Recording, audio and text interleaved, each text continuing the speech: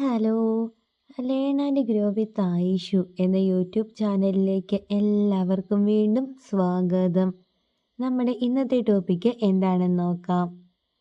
ഇന്നത്തെ കാലത്ത് ഏറ്റവും കൂടുതൽ കാണാൻ പറ്റുന്ന ഒന്നാണ് വിവാഹശേഷം, അതായത് ഒരു 2 അല്ലെങ്കിൽ 3 വർഷത്തിനൊക്കെ ശേഷം ഉണ്ടാകുന്ന വിവാഹമോചനവും അതേപോലെ തന്നെ വേറെ ബന്ധങ്ങളൊക്കെ തേടി പോകുന്നതും. പണ്ടത്തെ കാലത്ത് ഇത് ഇത്രയ്ക്കങ്ങോട്ട് കോമൺ അല്ലായിരുന്നു. എന്നാൽ എന്തുകൊണ്ടാണ് ഒരു പുരുഷൻ വിവാഹശേഷം വേറെ ബന്ധങ്ങളൊക്കെ തേടി പോകുന്നത്? ഇതിനുള്ള കാരണങ്ങൾ എന്താണ് എന്നാണ് ഈ ഒരു വീഡിയോയിലൂടെ നമ്മൾ നോക്കാൻ വേണ്ടിയിട്ട് പോകുന്നത്. അപ്പോൾ എല്ലാവർക്കും നമ്മുടെ പുതിയൊരു വീഡിയോയിലേക്ക് സ്വാഗതം. നമ്മുടെ ഒന്നാമത്തെ പോയിന്റ് എന്താണെന്ന് നോക്കാം.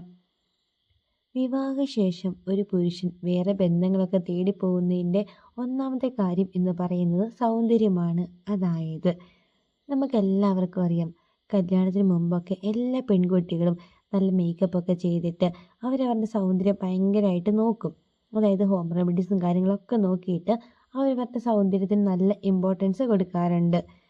എല്ലാവരും തന്നെ ഇപ്പം ബ്യൂട്ടി പാർലറിലൊക്കെ പോകുക, പിന്നെ ഫേഷ്യൽ, അതായത് ബ്യൂട്ടി പാർലറിലൊക്കെ പോയിട്ട് ഫേഷ്യൽ കാര്യങ്ങളൊക്കെ ചെയ്യുക. അവരുടെ തലമുടിയിലാണെങ്കിൽ തന്നെ പല കാര്യങ്ങൾ അവർ ചെയ്യാറുണ്ട്. അതായത് മുടി സ്ട്രെയിറ്റ് ചെയ്യും, അതേപോലെ തന്നെ കളർ ചെയ്യും, തുടങ്ങി പല പല കാര്യങ്ങളും ഫാഷനും ഒക്കെ അവർ ചെയ്ത് നോക്കാറുണ്ട്. എന്നാൽ കല്യാണത്തിന് ശേഷം, ഒരു മക്കളൊക്കെ ആയതിനു ശേഷം അവർക്കിതിനൊന്നും ടൈമൊന്നുമില്ല. അവരങ്ങനെ സൗന്ദര്യത്തിനോ കാര്യങ്ങൾക്കോ ഒന്നും ഇമ്പോർട്ടൻസ് ഒന്നും കൊടുക്കത്തില്ല. അവർക്ക് ഫുള്ള് അവരുടെ ഫാമിലി ആയിരിക്കും, മക്കൾ, ഫാമിലി, ഈ ഒരു കാര്യമൊക്കെ ആയിട്ട് ഇങ്ങനെ നടക്കും. സൗന്ദര്യം കാര്യങ്ങൾക്ക് ഒന്നും ഒരു ഇമ്പോർട്ടൻസും കൊടുക്കത്തേ ഇല്ല. പക്ഷേ നമുക്ക് എല്ലാവർക്കും അറിയാം, പുരുഷന്മാർ എല്ലാവരും തന്നെ സ്ത്രീകളുടെ സൗന്ദര്യം, അതിപ്പോൾ കല്യാണത്തിന് മുമ്പാണെങ്കിലും കല്യാണത്തിന് ശേഷമാണെങ്കിലും നന്നായിട്ട് എൻജോയ് ചെയ്യുന്നവരാണ്.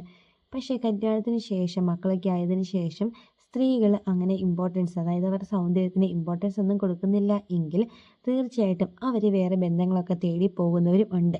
എല്ലാവരും ഇങ്ങനെയാണ് എന്നല്ല, പക്ഷേ അങ്ങനെ പോകുന്നവരും ഉണ്ട്. ഇതാണ് ഒന്നാമത്തെ കാര്യം. ഇനി രണ്ടാമത്തെ കാര്യം എന്താണെന്ന് നോക്കാം.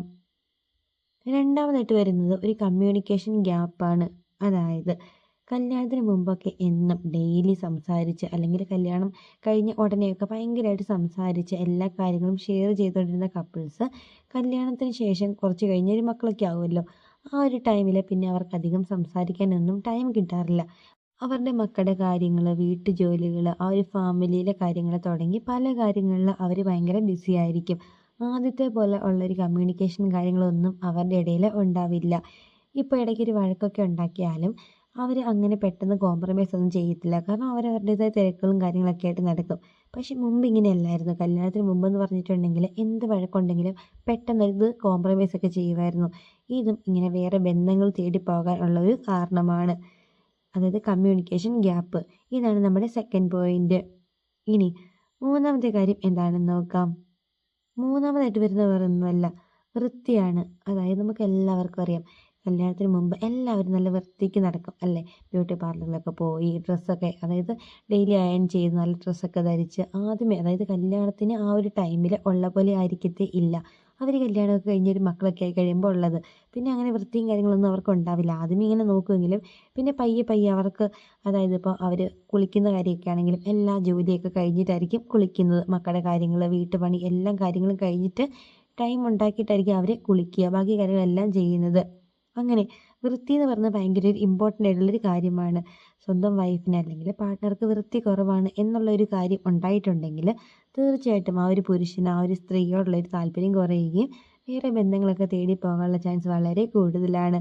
അപ്പോൾ വിവാഹശേഷം വേറെ ബന്ധങ്ങളൊക്കെ തേടി പോകുന്നതിൻ്റെ ഒരു 3 കോമൺ ആയിട്ടുള്ള റീസണാണ് ഈ ഒരു വീഡിയോയിലൂടെ നമ്മൾ ഡിസ്കസ് ചെയ്തത്. ഇത് മാത്രമല്ല, ഇതേപോലെ കുറേ അധികം കാര്യങ്ങൾ വേറെയുമുണ്ട്. അതൊക്കെ നമുക്ക് അടുത്ത വീഡിയോസിൽ ഡീറ്റെയിൽ ആയിട്ട് നോക്കാം. അപ്പം വീഡിയോ ഇഷ്ടമായാൽ തീർച്ചയായിട്ടും ചാനൽ സബ്സ്ക്രൈബ് ചെയ്യണം, സപ്പോർട്ട് ചെയ്യണം. നമ്മുടെ ഇതൊരു പുതിയ യൂട്യൂബ് ചാനലാണ്. പിന്നെ വീഡിയോ ഇഷ്ടമായാൽ നിങ്ങൾ തീർച്ചയായിട്ടും വീഡിയോക്ക് ലൈക്കും കൂടി ചെയ്യണേ. അപ്പോൾ അടുത്ത ദിവസം ഇതിൽ നല്ലൊരു ടോപ്പിക്കായിട്ട് നമുക്ക് വീണ്ടും കാണാം. Thank you for watching.